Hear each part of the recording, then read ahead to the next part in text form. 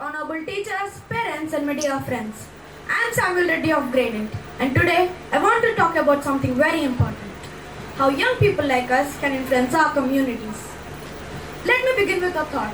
When we hear the word change maker, many of us imagine adults, leaders, politicians, social workers or famous people on the news. But very rarely do we imagine a student in a school uniform. But here's the truth. Communities don't change because of age. They change because of action. And young people, they are full of action.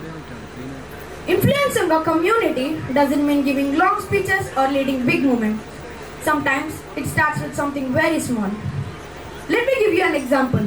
There was a small park in my neighborhood. It was not dirty, just ignored. People walk past it every day.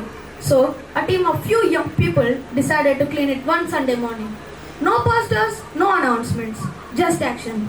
The following week, adults joined. Soon, children started playing there again. The park didn't change because someone powerful ordered it. It changed because young people cared enough to begin. This is one powerful way every person can influence their community. By starting, not waiting. Another way we influence our communities is through our habits.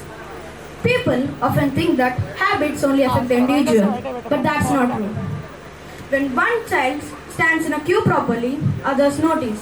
When one teenager refuses to litter, it silently sets a standard. Good habits spread faster than we realize, and bad habits do too. So, every young person is already influencing their communities. The only question is how. We ask why. Why is this unfair? Why can't this be improved? Why should things stay the same? Questions make adults think, and thinking leads to progress. History shows us this. Many social changes began when young people imagined something better. But influence is not always loud. Sometimes it is kind.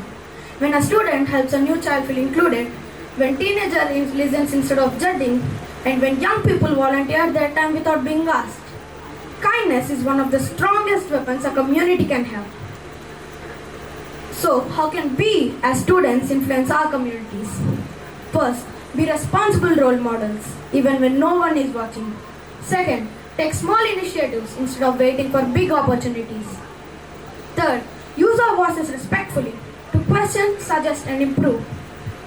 I believe this deeply. The future of every classroom, the future of every community is already sitting in classrooms today, not as leaders of tomorrow, but as influencers of today. Because when young people choose to act with responsibility, kindness and courage, communities don't just change, they grow stronger. Thank you and have a wonderful annual day.